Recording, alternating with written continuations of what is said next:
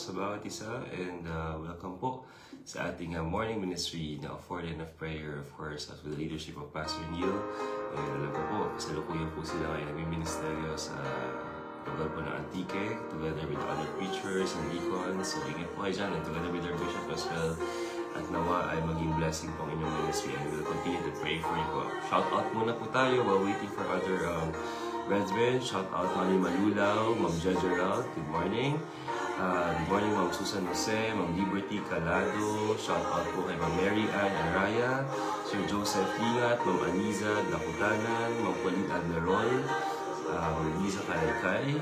Good morning and shout out po sa brethren natin from Japan, Ma'am Dang Sariano, and Deacon Luis Dominguez, and din po Ma'am Bernardita Lopena, Sir Domingo Sibonga, Ma'am Ramita Petalver, Mami Santa Grion, good evening po. And din po ay Sir Orly Marcelo, good morning po sa inyo. Ma'am Malu, Tita Malu Magat, good morning po, and shout out din po kay Nanay Inso, Nanay Winnie Krame, Ma'am Kay Shapno, good morning. Good evening po kay Sister Jane K. Kep Clemente, yan po sa Japan, good evening po. And Sir Ricardo Cruz Jr., magandang gabi po, magandang umaga po. Shout out din po kay Tita Fe Carpio, kay Ma'am Regina Abdohan, kay Doc Jem Stanislao, kay Tita Elsa Bonzo, magandang umaga, Ma'am Emelita Española, good morning po sa inyo. Kaya Panchot, kaya Franz, good evening sa iyo dyan. Sa US, Tita Percy Zabata, good morning. Yan po, shout out po sa inyong lahat. Hindi lang po tayo ng a few minutes pa, din tayo po ay masisimulan na po sa ating devotion ngayong umaga nito.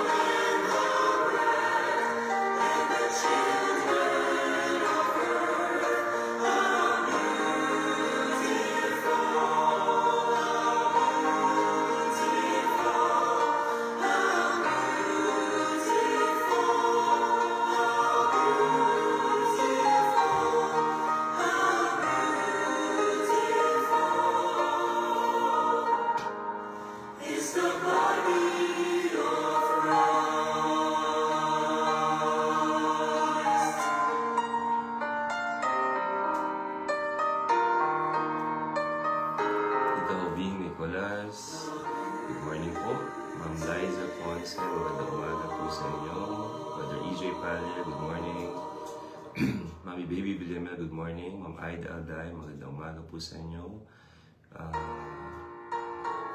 Ma'am Tess, good morning po. Brother Ryan Takep, good morning po sa inyo. Deacon JR, magandang umaga po sa inyo.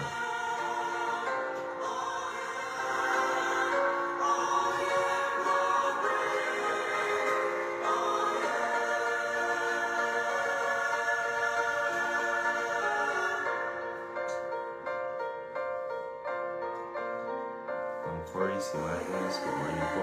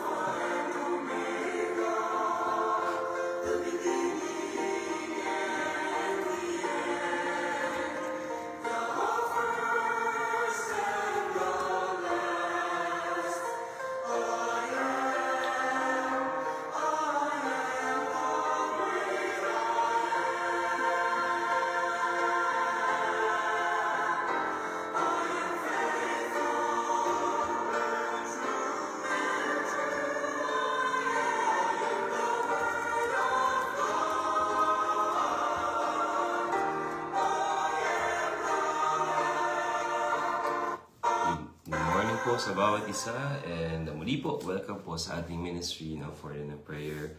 Papasalamat po tayo sa panibagong opportunity to be here, and it's always my joy po to be part of this ministry. There are just some days that hindi po ako nakakapag For the Prayer, but it's always in my heart to be part of this as long as may opportunity binibigay po sa atin ang Panginoon. And good morning po uli sa lahat here in the Philippines, present and abroad.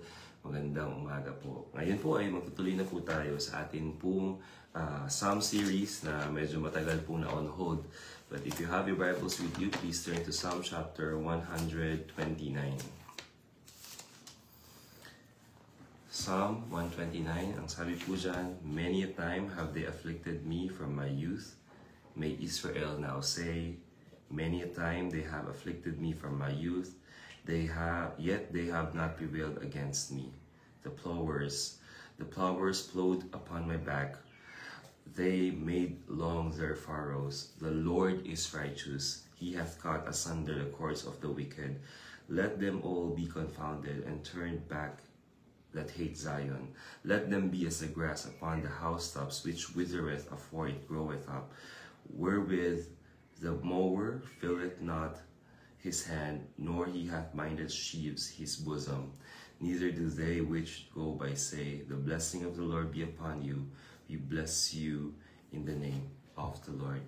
Tayo muna po ay manalangin. Dear God, Heavenly Father, we would like to thank you again for another opportunity that we could gather online. Thank you for this privilege. Thank you for this technology.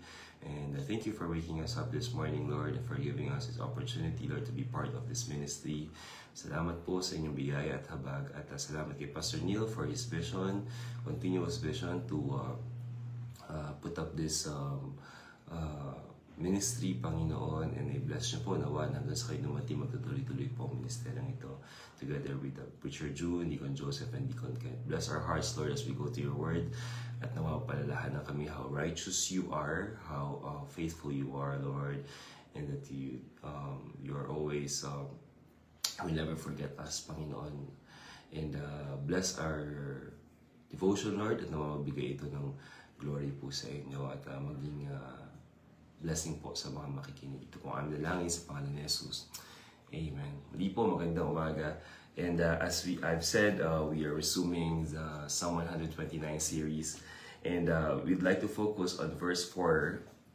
For this series, ang focus natin is yung verse 4. Sabi po dyan, the Lord is righteous. We'll talk about the righteousness of God, yung pagiging matuwid ng ating Panginoon. You know, when we talk about the righteousness of God, we are talking about Him being just, or His justice, Him being fair, or His fairness. Siya na holy, siya na totoo, he is reliable, he is morally perfect. Alam nyo, these are the descriptions when we talk about the righteousness ng Panginoon. Banal siya, totoo siya, perfect siya, fair siya, he knows true justice, and that is God's righteousness. You know, when we talk about justice in this world, we'll find injustice. Tama po ba? Merong injustices, merong unfairness sa mundong ito. And when we talk about holiness, we can never find holiness in this world, but rather so much wickedness, so much, sabihin natin, too much sin ang nag-overwhelm sa mundong ito. And this world is really getting worse in so many ways. Nakikita po natin yan in our country, in different countries. So we can never find a righteous person or a righteous nation tulad ng ating Panginoon, a righteous person tulad ng ating Panginoon. And so when we talk about righteousness, it is Him who is so fair, who is so just, and even yung reliability ng Panginoon ay nakatungtong sa pagiging righteous niya. He is an ever reliable God because He is righteous. Dahil righteous ang ating Panginoon, we can always trust on Him because He is a righteous God. So when we talk about the righteousness of God, napakalaki ng maganda maunawaan natin ito dahil napakalaki ng epekto nito. Pwede mag-epekto nito sa ating spiritual life. The way we see God, and when we see God this way, when we see God as a righteous God, we live differently. Iba na yung magiging pwede nating pamumuhay. So when we talk about the righteousness of God, we always have to keep in mind that He is holy. Banal ang Diyos natin. He is a God full of justice na alam niya kung sino yung dapat bigyan ng kaparusahan mula sa mga kasalanan, mula sa mga ginawang pagkakamali, pagtalikod sa Panginoon, at alam niya rin kung sino yung mga bibigyan din ng blessing. Because our God is a just God. He is a fair God. Sabi ko nga po, when we talk about our justice system, for example, in our country, it's not, parang sabihin na, we don't have so much confidence dahil merong iba na kukulong, napaparusahan, ng wala namang kasalanan. Meron din namang iba na papalaya dahil pero sila yung may mga kasalanan. You know, we can never ever rely to the justice system or to the justice of this world, but we can always rely to how justice or to how just our God is. So today, gusto na natin bigyan ng 3 puntos, 3 points ang ating pag-uusapan sa umagang ito. When we talk about the righteousness of the Lord, pag pinag-usapan natin yung righteousness ng Panginoon, we talk about una, yung pagiging faithful niya sa kanyang mga salita, or faithful sa kanyang, the Lord being faithful, or the Lord is faithful. So when we say the Lord is righteous, 3 letter F po ito, yung ating nais ibahagi. The Lord is right. When we say the Lord is righteous, the Lord is faithful, the Lord does not forget, and the Lord should be feared. Isa-isahin po natin yan as we go through our devotion. But let's go first to the first point. The Lord is faithful. When we say that the Lord is righteous, ang Diyos natin ay kailangan nating maunawaan siya bilang tapat na Diyos, bilang tapat sa kanyang mga salita. Let's go to the context of this Psalm 129.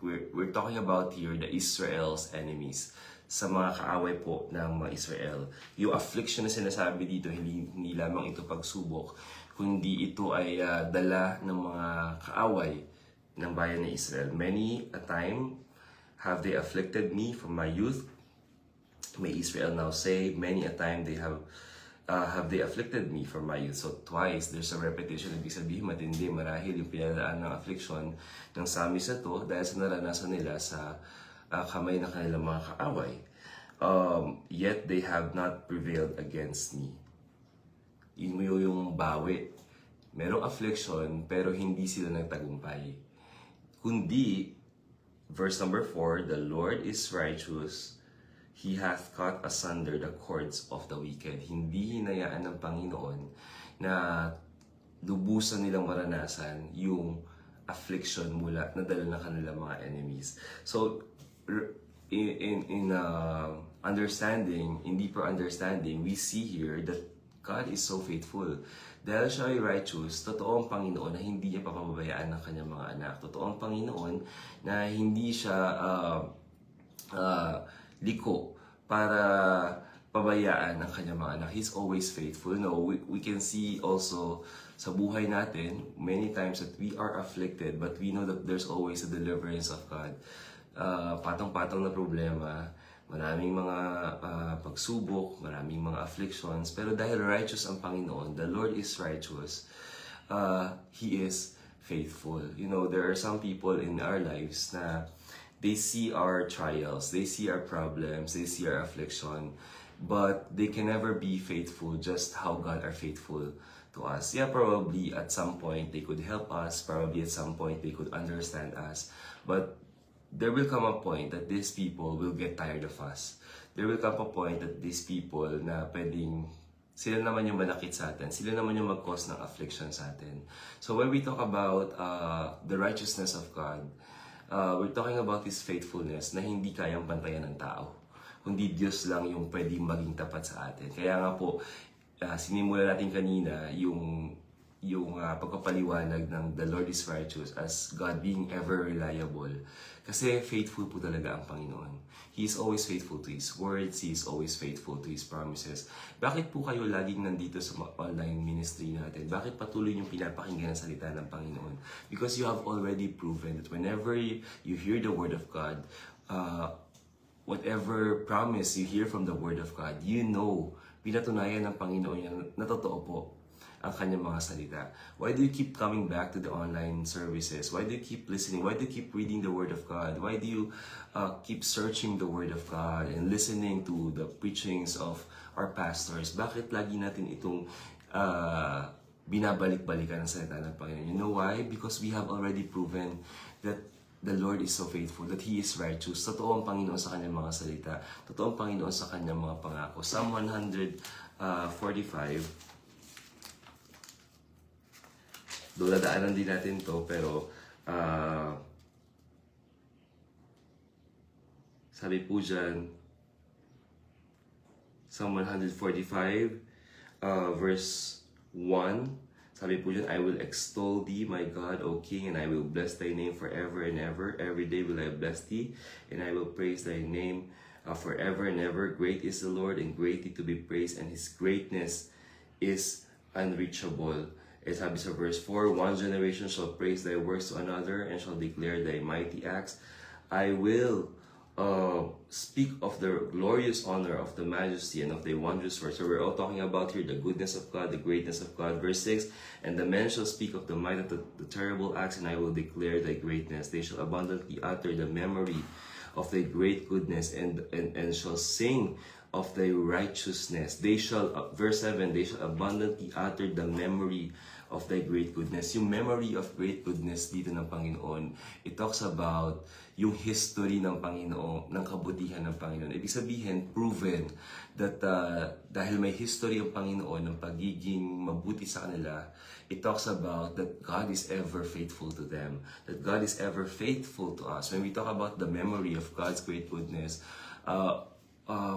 you reminisce yung naging katapatan ng Panginoon sa buhay mo. That there are some point that you're so down, sobrang down ka, daming problema, pero ang lagi mong makikita sa gitna ng mga problema mo, or whenever you reminisce, ang lagi mo nakikita, oo nga no, napakatindi ng problema na yun sa punto ng buhay ko, pero naging tapat ang Panginoon.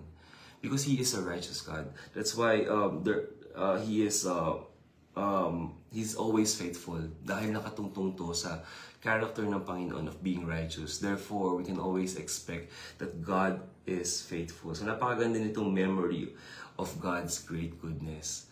Whenever we talk about how good our God is, we always talk about whenever we reminisce or look back to how to how great our God is, lagi nating maalala, napakatapat ng Panginoon sa buhay natin.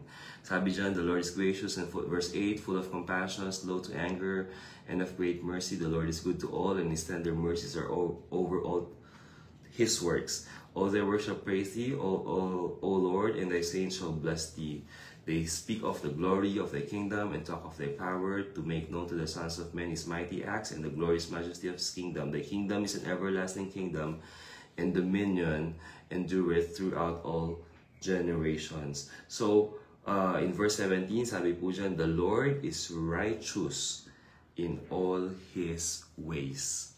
Ibig sabihin, ang context po niya, the Lord is faithful in all His ways and holy in all His works. Are you grateful that our God is so righteous in all His ways? In everything that the Lord does, He's always faithful.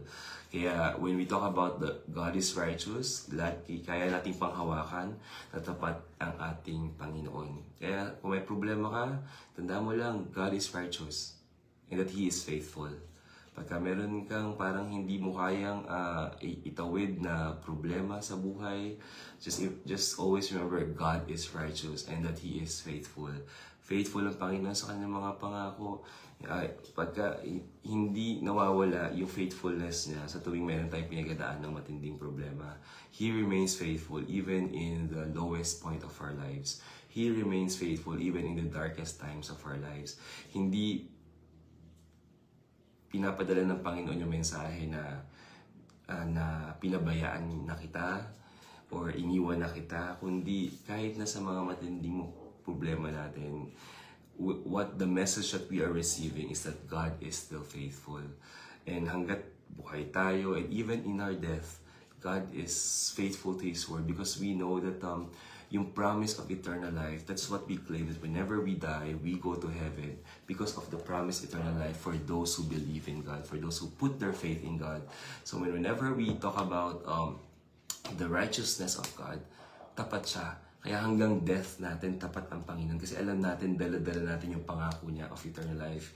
Hindi tayo matatakot mamatay. Hindi tayo matatakot harapin ang bukas. Because God is righteous and that He is faithful. Kaya, I don't know exactly the things going on around your life right now. I have a fair share of, sabihin natin, trials, sufferings, and problems. But never did I tell God that He is unfaithful, or never did I share to anyone that God is unfaithful. I'll always share, even in the midst of my sad moments, even in the midst of, sabihin natin, lowest point ng buhay ko, God is righteous pa rin, and that He is faithful. Kaya napakaganda nitong psalm na ito, pinaalalahanan tayo about the righteousness of God, yung katuwiran ng Panginoon. And when we talk about His righteousness, we're talking about of Him being faithful. Is God faithful to you? Faithful po ba ang Panginoon sa inyo? Alam niyo kung bakit siya faithful? Because He is a righteous God. Kaya maraming tao hindi faithful sa atin because they're not righteous. They're not trustworthy. They're not reliable. But in this life, lalo na sa ating spiritual life, lagi meron tayong pwedeng sandalan. Meron tayong laging pwedeng sabihin natin pagkatiwalaan dahil meron tayong righteous Lord. Meron tayong righteous God, and that makes Him a faithful God to us. So let's always keep in mind that God is righteous in all His ways and holy in all His works. Kaya kakabit ng righteousness yung holy na Panginoon. Mamaya ay pupuntahan po natin yung punto na yan. So again, our first point. So when we talk about the Lord is righteous, the Lord is faithful. Dahil God is righteous, God is faithful. Kaya wala na tayong dapat pang katakutan pa. Lahat ng pangako ng Panginoon at inig na halos natin sa araw-araw na tayo nakikinig ng mga online ministries, even church services. Marahil punong-puno na po tayo ng pangako ng Panginoon. Pero yun nga lang, minsan, pag dumating na yung matinding problema sa atin, hindi natin naaalala na tapat ang Panginoon. Pero balikan natin yung mga panahon na parang hindi ka na maitatawid pero naitawid ka ng Panginoon. That is because He is righteous God. That is because He is a faithful God to us. So, let's keep trusting the Word of God in our lives. Let's not just listen, but minsan doon tayo sinusubok.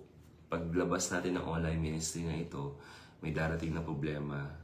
Doon tayo sinusubok ng Panginoon na tayo ay kung magtitiwala pa ba tayo, kung maniniwala ba talaga tayo sa pangako niya, kung maniniwala ba talaga tayo na may pagkatawid siyang gagawin sa buhay natin, na hindi niya tayo pababayaan, na hindi niya tayo iiwan, na ipoprovide niya lahat. Kaya niya i-provide lahat ng pangangailangan natin, that He can shower us with His blessings.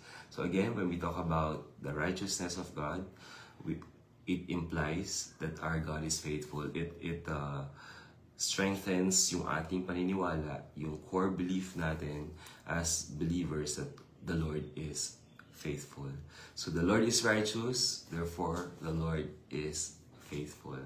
And nawa, lagi natin yung itanim sa ating isip yung katapatan ng ating Panginoon. At ito po yung maganda nating laging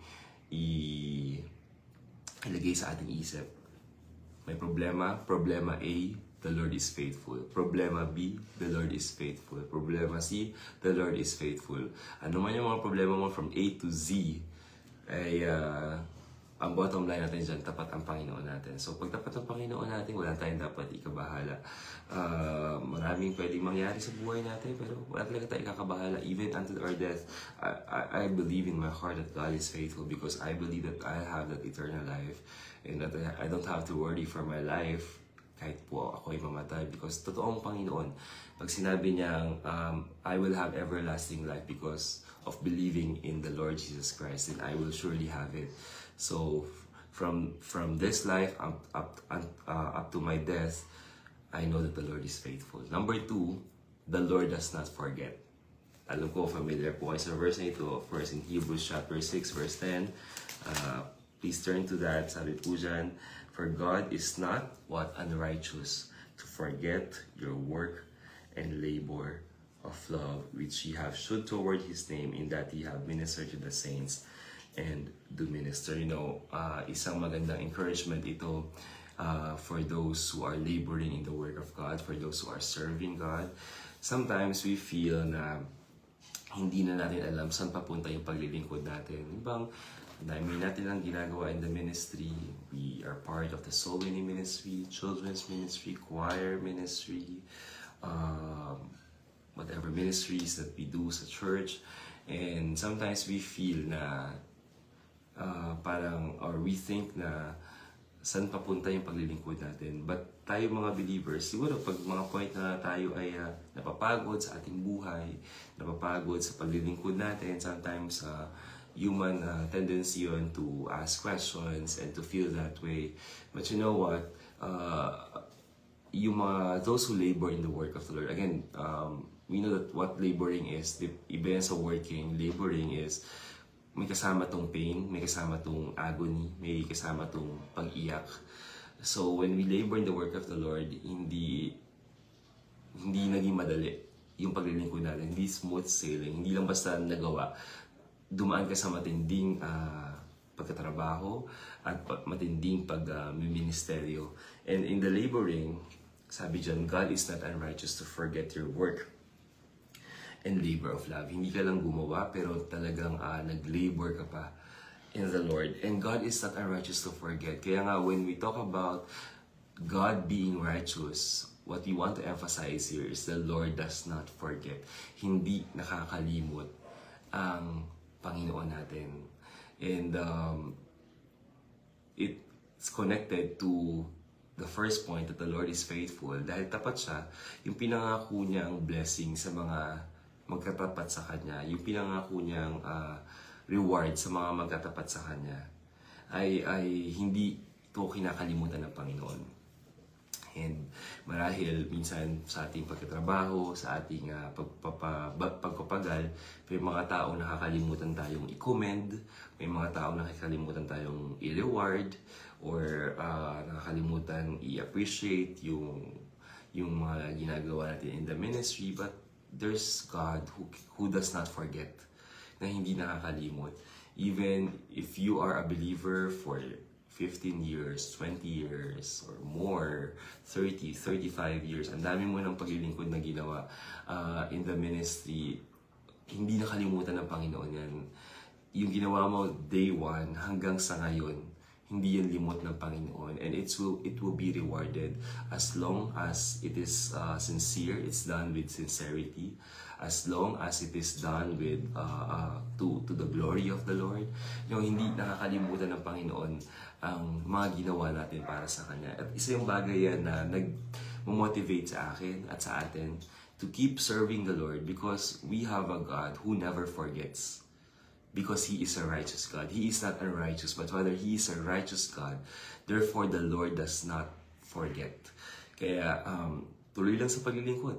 Kahit mapagod tayo, maglakad tayo ng kilometers para sa soul winning, gawin lang natin yan. Kasi hindi yan nakakalimutan ng Panginoon.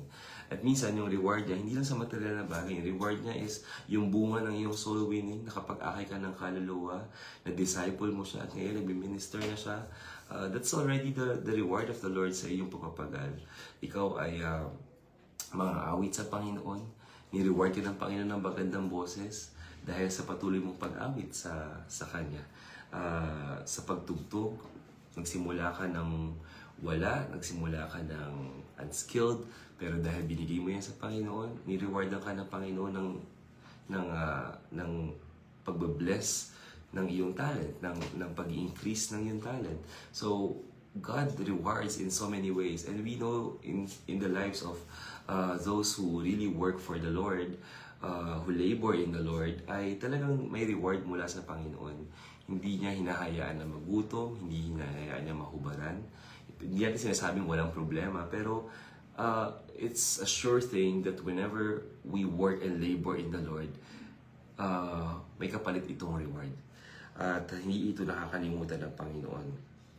Especially if we have shown, sabi niya dyan, toward His name, in that He have ministered to the saints and to minister. So whenever we minister to our pastors, we minister to our bishop, we minister to the man of God, sigurado po ang Panginoon ay hindi unrighteous para kalimutan yung mga ginagawa niyo para kay bishop, para sa ating pastor, para sa mga lingkod niya.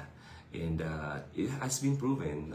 Marami na yung tayong devotions na narinig dyan that whenever we bless the man of God, blessings keep going. Just like the woman in Sarephat, di ba? Hindi siya pinabayaan ng Panginoon nang inunan niya yung man of God, hindi sila nagutom.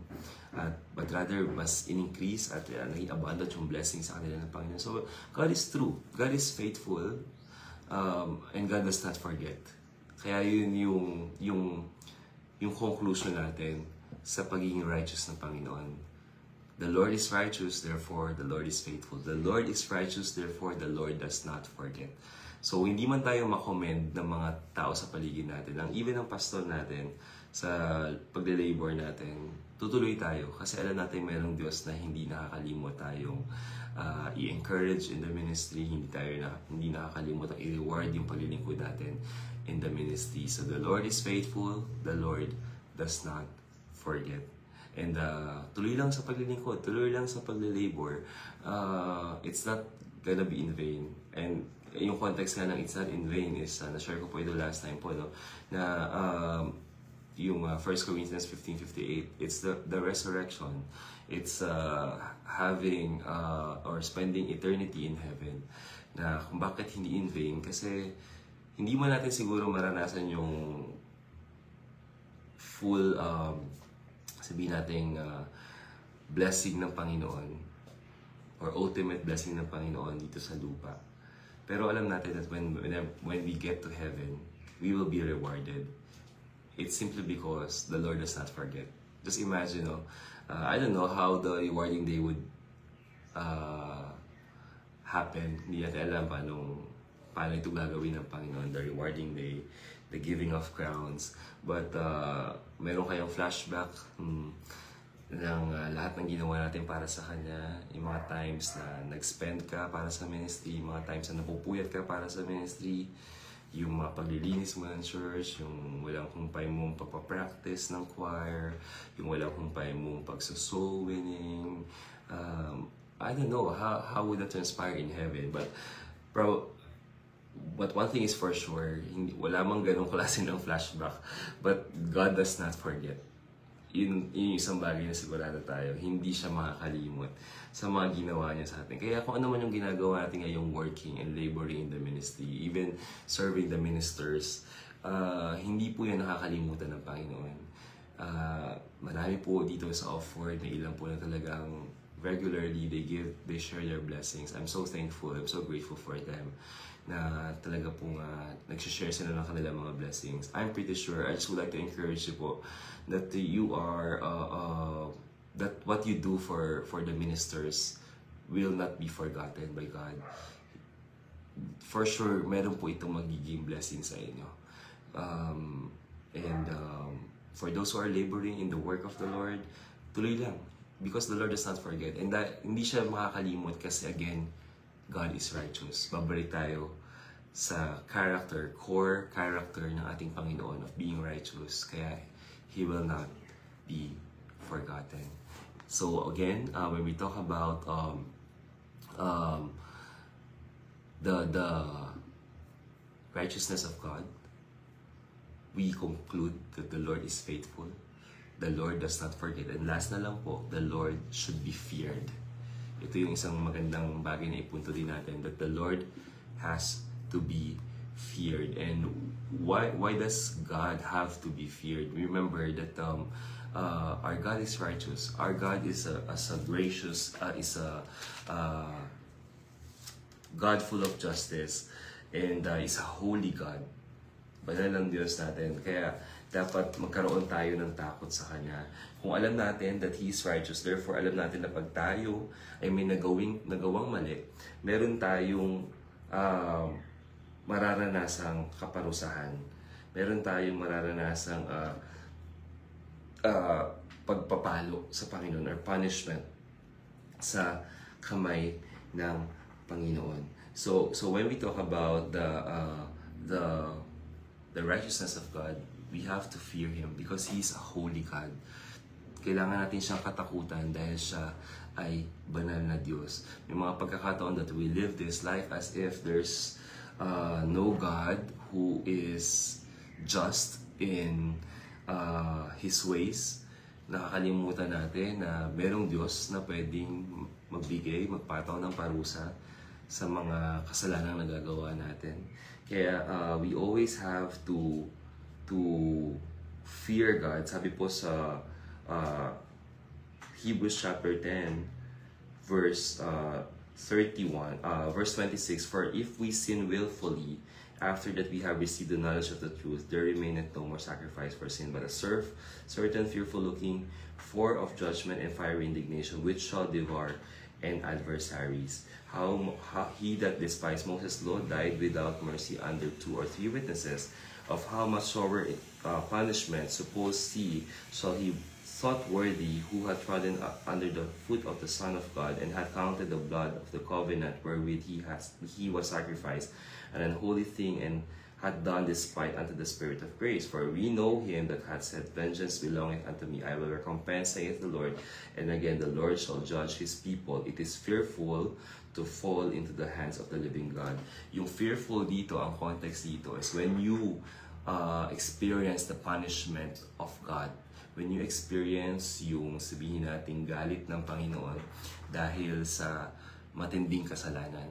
So when we talk about the righteousness of God, we therefore say that our God has to be feared. Kailangan siyang katakutan. Kailangan ng Panginoon natin na ma-revere in our lifestyle, through our lifestyle. So whenever we live this life, whenever we interact with people, whenever we deal with other people at sabihin natin ipamuhay itong buhay na ito, kailangan nating tandaan that God is righteous. And dahil siya ay righteous, may judgment, may wrath na nakaabang sa atin. And because of that, we have to fear Him. He has to be feared in whatever ways we do. Kung meron tayong struggle in sins, in whatever temptations, remember that God is righteous. para katakutan mo siya, para katakutan mo na gumawa ng kasalanan at mag-give in sa temptation at sin na yan. So, it's so fearful to fall into the hands of the living God, particularly or in context, nakakatakot na mag-fall into the hands of the living God who punishes, who is just, who gives judgment, who shows wrath to those who live in a sinful lifestyle. So, the Lord is righteous, therefore we say, the Lord should be feared. So today, nakita natin in these 3 points, ano yung pwede nating maging application sa core character na ito ng Panginoon, that He is righteous. Number 1, the Lord is faithful. Always keep in your hearts, in your minds, that God is faithful. The Lord is righteous, therefore we say, the Lord is faithful. Laging tapat ang Panginoon. The Lord is righteous, therefore we say, the Lord does not forget. Hindi siya makakalimot. Huwag kayong mapagod. Huwag tayong mapagod maglingkod sa Panginoon because the Lord does not forget. The Lord is righteous, therefore we say, the Lord should be feared. Dahil holy siya, dahil just siya, dahil may nakaabang na judgment and wrath ang Panginoon sa mga taong patuloy na nagko-commit ng kasalanan against Him. Therefore, He should be feared. God should be feared. At nawa po, naging blessing po sa atin itong devotion natin ngayong umagang ito in Psalm 129. Always we keep in mind that our God is a righteous God. And pagka lagi natin itong ilalagay sa ating mga isip, lagi tayong mamumuhay ng masaya kasi alam natin tapat yung Diyos natin. Lagi tayong mamumuhay ng masayang naglilingkod kasi alam natin hindi nakakalimot ang Panginoon. At lagi tayong mamumuhay na may takot sa Panginoon. Hindi yung takot na terror, out of terror lang, kundi we revere God because He's a holy God. We respect His Word, we apply His Word, we revere His Word, and we revere Him because we know that He is a holy God and a just God. Therefore, we have to fear Him. Nawa po, naging blessing po ang ating pong devotion sa umagang ito. Tayo po ay dumako na po sa ating pong panalangin. Dear God, Heavenly Father, we would like to thank you for this day na kami po ay sinamahan ninyo sa oras na ito. Panginoon, alam po namin that it is your will to hold this kind of online ministry. Thank you, Lord, for everyone's presence and salamat po sa grace na inyong mga salita. Tunay na Panginoon na nagpaalala sa amin ng inyong character bilang righteous. And therefore we say, Lord, that you are faithful, that you don't forget, Panginoon, that you should be feared.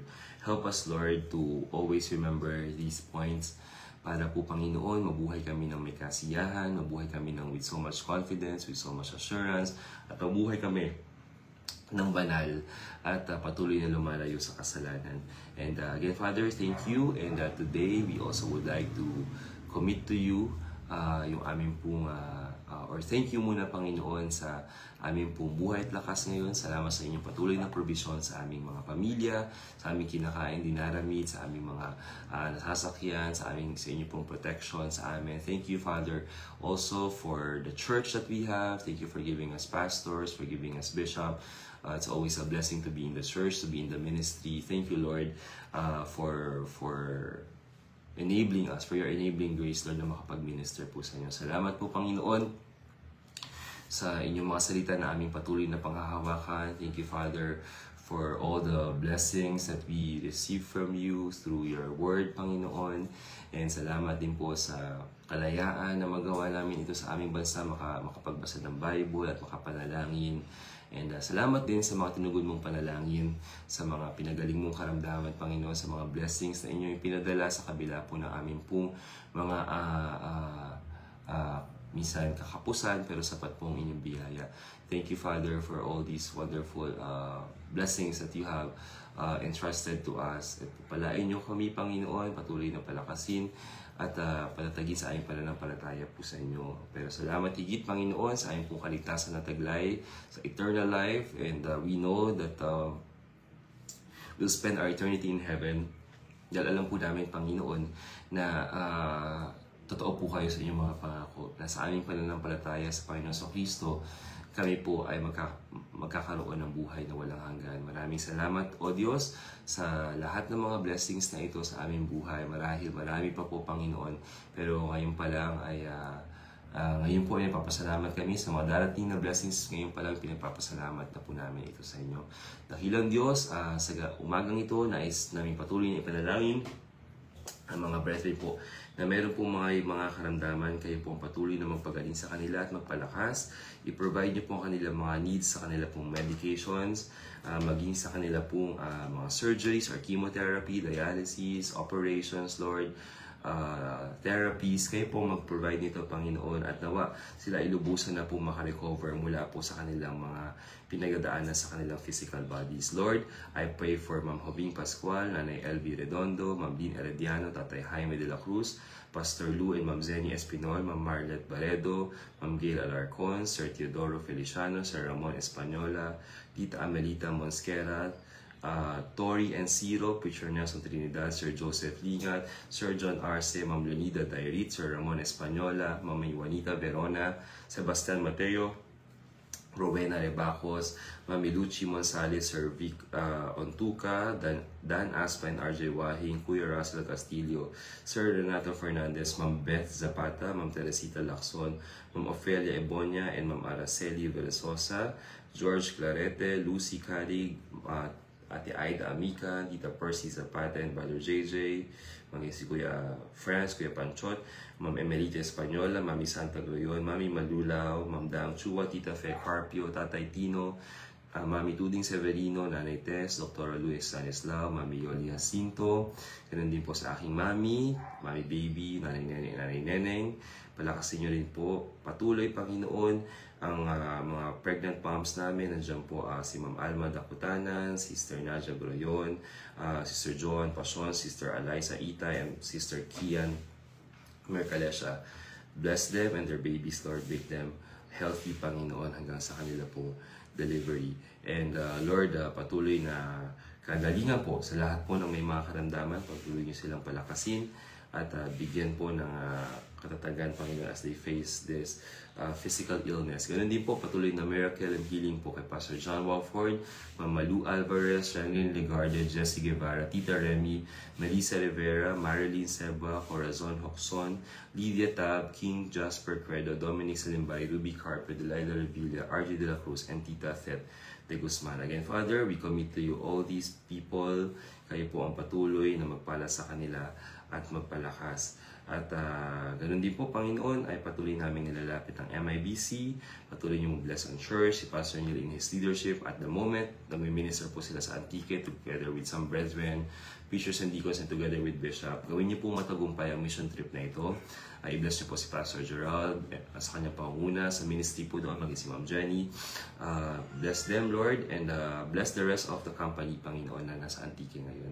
And bless niyo po si Pastor niyo sa Tuwina. Continue to encourage him in the ministry. Continue to give him the vision for the ministries that you have entrusted him. And encourage him together with his family, provide for their needs, make them healthy. I-bless niyo rin po ang mga preachers and deacons of the church and their families. Provide for their needs, Lord, and nawa na patuloy na magkaroon ng one heart, one mind, Panginoon, to support Pastor Neil, to support the ministry, at nawa na patuloy na maging supportive ang mga preachers and deacons po sa ministeryo ng MIBC.